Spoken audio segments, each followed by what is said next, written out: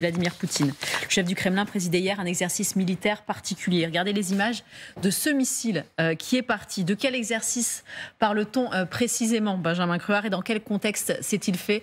Le voici, ce missile hier, parce qu'à chaque fois que Vladimir Poutine parle du nucléaire, ça fonctionne toujours. Les populations occidentales prêtent l'attention à son discours.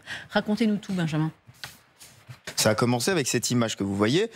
C'est un lancement d'un missile intercontinental balistique du sol, la première composante. Alors d'après les Russes, on n'a pas les moyens de le vérifier, mais la cible du missile a été atteinte. Alors je vous montre où se trouvait le lancement. On est ici, au cosmodrome de Plesetsk, dans le nord-nord-ouest de la Russie, et le missile a pris cette direction dans l'est de la Russie. Ça, c'est le premier élément. Au même moment, les Russes diffusent une autre image. Ici, la flotte, la partie nord de la flotte russe, la mer de Barents. Là, cette fois, la deuxième composante, un tir de missile, encore une fois balistique, intercontinental, cette fois depuis un sous-marin russe. Et pour que, j'ai envie de dire, la panoplie soit complète, la troisième composante, la composante aérienne, deux bombardiers stratégiques qui ont décollé dans la soirée et qui ont visiblement tiré cette fois des missiles de croisière. Donc si vous résumez, vous avez la composante aérienne qui a été mobilisée, la composante maritime et la composante à terre qui ont été mobilisées sous les yeux effectivement de Vladimir Poutine qui pilotait ça ou qui supervisait ça de manière très studieuse. Il a même pris des notes pendant l'allocution de son ministre de la Défense. Le ministre de la Défense qui ne parle pas d'une simulation d'attaque, qui parle bien d'une simulation de riposte. On l'écoute. Conformément au plan de formation des forces armées russes, sous votre direction, une formation est en cours pour diriger les forces armées de la Fédération de Russie, au cours de laquelle la tâche consistant à lancer une frappe nucléaire massive par des forces offensives stratégiques en réponse à une frappe nucléaire ennemie sera pratiquée. Donc un test qui simule une réponse. Voici les deux missiles qui ont été évoqués par les Russes dans ce test. Le missile qui a été tiré depuis le sol, c'est un missile Yars, donc, qui est balistique, intercontinental, avec une portée 11-12 000 km.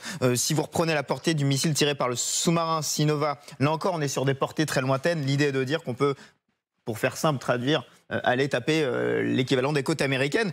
On n'est pas sur les tout derniers modèles de missiles exhibés par les Russes. On est finalement, le Yars par exemple, vous le retrouvez fréquemment sur les défilés militaires des dernières années à Moscou. Le Yars qui est souvent exhibé à cette période de l'année, on est fin octobre. Fin octobre, c'est le moment choisi par les Russes, généralement pour tester, pour exhiber leur matériel, leur arsenal nucléaire. Vous voyez, ça c'est le Yars.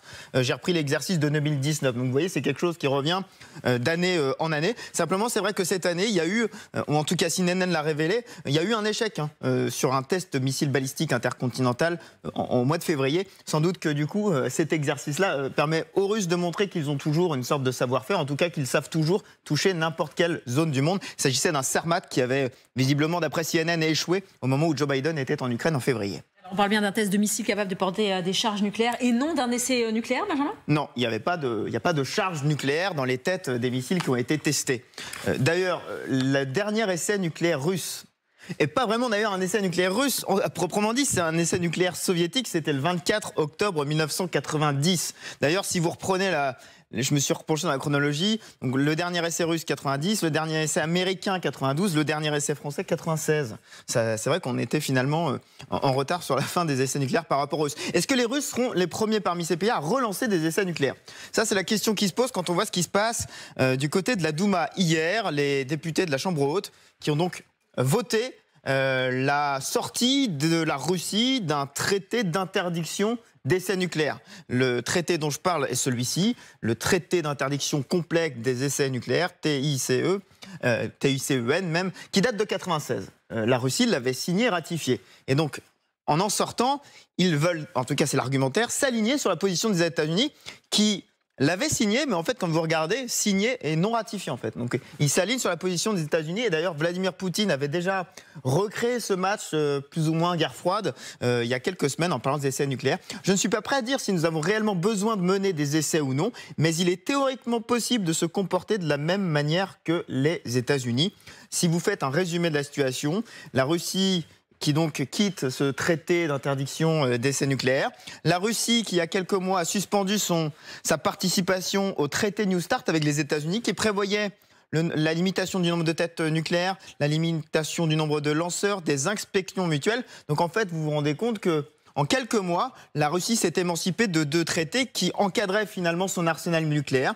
La Russie, je vous rappelle, qui est le pays au monde à avoir le plus de têtes nucléaires prêtes à l'emploi, si on prend les dernières estimations. Russie, États-Unis, vous avez là 90% des têtes nucléaires. Et donc la Russie, qui s'est émancipée de 2 traités finalement qui encadraient son arsenal en simplement quelques mois. Merci beaucoup, Benjamin. Françoise, alors on ne va pas s'éterniser sur le nucléaire, on en parle régulièrement, mais est-ce qu'il faut quand même prendre un jour, non pas les Russes au sérieux, mais Poutine et les siens au sérieux ? Oui, je crois qu'il faut notamment comprendre la chronologie des événements auxquels on assiste maintenant. La chronologie est très parlante. Vous avez le discours de Poutine de Valdai, qui annonce l'effondrement de l'ordre mondial actuel et l'avènement d'un nouvel ordre mondial. Donc il y a une stratégie très... je dirais, qui dépasse bien l'Ukraine. L'Ukraine, c'est un point particulier dans cette stratégie de Poutine. Je pense d'ailleurs que l'offensive d'Avdiivka a été planifiée bien avant les succès relatifs des Ukrainiens au sud. C'est un projet de très longue haleine, vu la préparation et c'est d'ailleurs les Ukrainiens semblent convaincus que c'était quelque chose qui remonte à très loin. Et la coïncidence avec l'offensive du Hamas, à mon avis, n'est pas un hasard non plus. Vous voyez, le but de Poutine, il l'a toujours dit, c'était de stopper l'aide occidentale à l'Ukraine. Quel meilleur moyen de stopper l'aide occidentale à l'Ukraine que d'ouvrir un nouveau... Vous pensez qu'il y aurait une corrélation ? Parce qu'ils s'en réjouissent. Oui. Quand on le voit, il a l'air en pleine forme, il a l'air de prendre ça vraiment, mais alors avec délectation.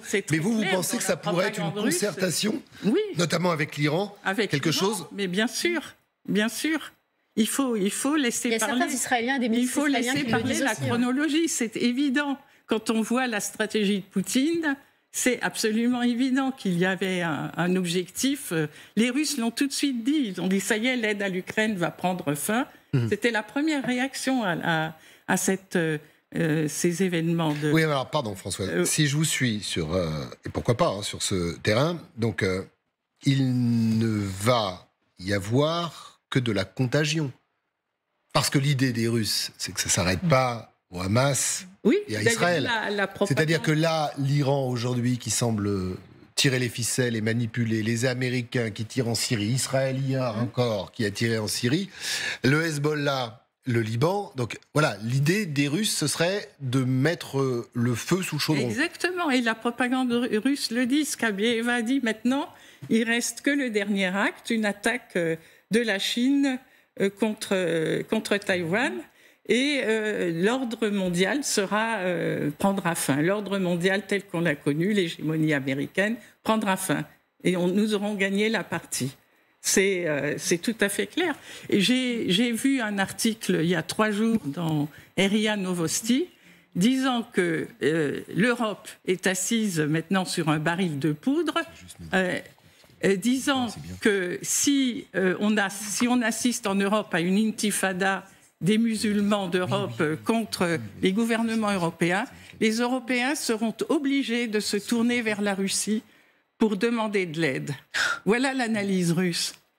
C'est extrêmement parlant. Donc je pense qu'il faut voir l'ensemble du dispositif. Il ne faut pas se focaliser sur les pièces séparées. Il faut voir l'ensemble et voir ce à quoi on a affaire et prendre enfin en Occident des mesures proportionnées au péril dans lequel nous nous trouvons.